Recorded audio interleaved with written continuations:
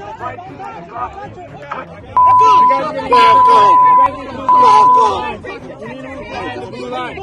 need to let go of the president. Fight back! Fight back! Fight back! Fight back! Fight back! Fight back! Fight back! Fight back! Take your mask off! Take your mask off! Take your mask off! The Justice Department has issued a stark warning to California officials, including Democrat Representative and former House Speaker Nancy Pelosi, over threats to arrest federal immigration agents. Deputy Attorney General Todd Blanche sent a letter to California Governor Gavin Newsom, Pelosi, and other state leaders, calling their statements an apparent criminal conspiracy. The DOJ letter warned that any attempts to arrest or impede ICE agents carrying out lawful duties would be illegal and futile. Blanche said the department will investigate and prosecute any state or local officials who obstruct or conspire against federal law enforcement. He cited federal statutes that criminalize impeding or assaulting officers, noting the Supremacy Clause bars states from prosecuting federal agents. The Justice Department also ordered California officials to preserve all communications related to any efforts to interfere with federal agents.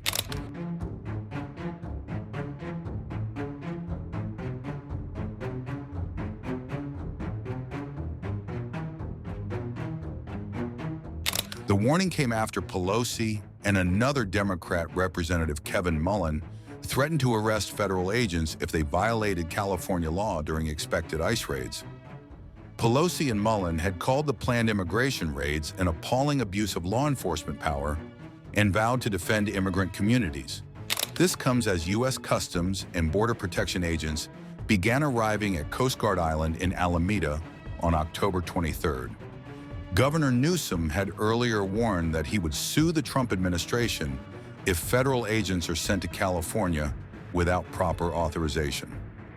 Trump had also indicated San Francisco would be a next stop for National Guard troops he was sending to various U.S. Democratic-led cities, sparking backlash from state and local leaders. Meanwhile, protests erupted in Alameda on Thursday as riot police faced demonstrators opposing the reported arrival of federal agents. We're seeing reports that President Trump is deploying more than 100 federal agents to Alameda County starting tomorrow. What's your reaction to that move and any idea where they'll go from there? Well, it's absolutely predictable. It's a script that's been written for centuries. It's the authoritarian playbook. You announce your intention to send the military to streets, doing domestic policing operations. You wildly overstate or completely make up crime statistics that are not real, that do not justify such action. And for this administration, you send first masked men to the cities that you want to militarize. You send your spokesperson, this bloviator by the name of Bovino, I think is his name, or the bagman, Homan, out there. You do a bunch of social media videos. You bring your entire press corps there to highlight your patriotism as you're out there taking strawberry salesmen off the street. You find a few people that deserve to be taken off the street, unquestionably. You highlight those, but there's hundreds that are collateral damage. Communities are torn asunder, creates anxiety and stress, and that manifests into expressions of free speech. And then you use those expressions and those images as the justification to send the guard and suppress free speech, suppress free expression.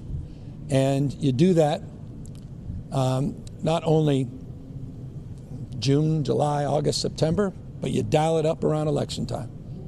You dial it up around November, you do it a few weeks before, you dial it up in more and more cities, you suppress the vote, and you continue the path of rigging what we know is the intention of this administration, to rig next year's midterms and perhaps to wreck this country, as this president has tried to do on multiple occasions. And I don't need to give you any more evidence of that than what he tried to do on January 6th, where he tried to light a match to democracy.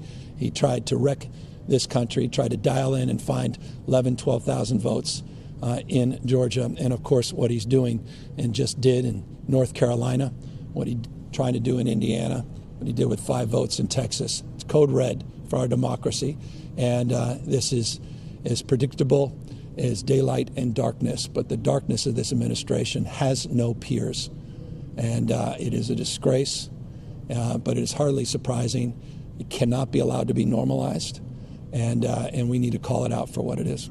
Governor, you said this morning you're expecting to see troops and ICE at polling places. Do you have communications to indicate that I have experience. We kicked off our Election Rigging Response Act at a sacred site, the site of the Japanese internment in Little Tokyo, where people were being bussed.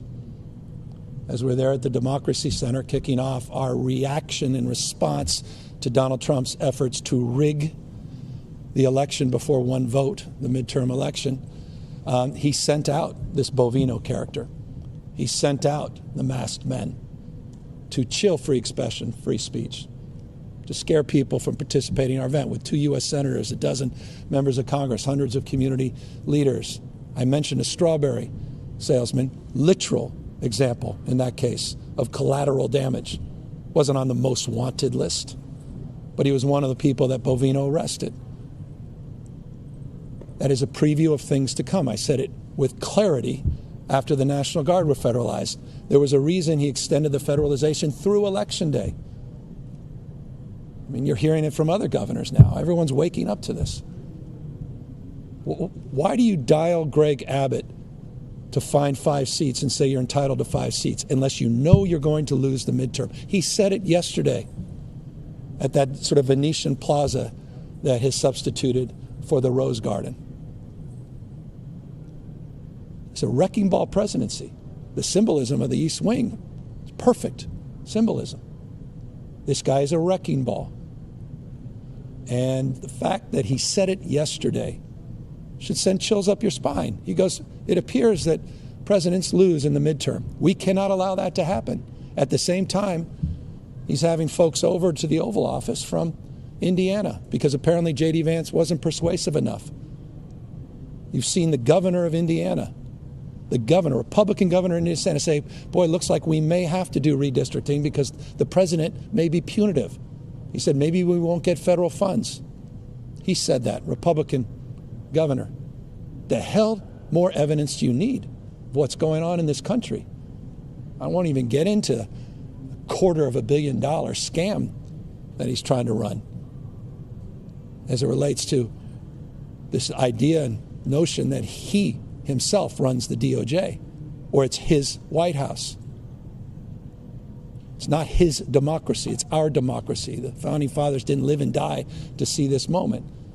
So we're going to be fierce in terms of our response. We're going to be focused, and quite literally, this is the lawsuit that I will file within a nanosecond of any efforts to send the military to one of America's great cities, San Francisco, that is enjoying 60% reduction in homicide, or rather homicide reduction that's the lowest it's been in 60 years. It's one of the safest large cities in this country that's experiencing economic rebirth and growth. Only Donald Trump can wreck that. And we will push back with clarity and conviction, and we'll continue to win in court. I'm confident of that. But in the interim, the damage this president will do to our republic cannot be overstated. So forgive the long-windedness and response, but this is a time not just for choosing; it's a time for acting, not just complaining.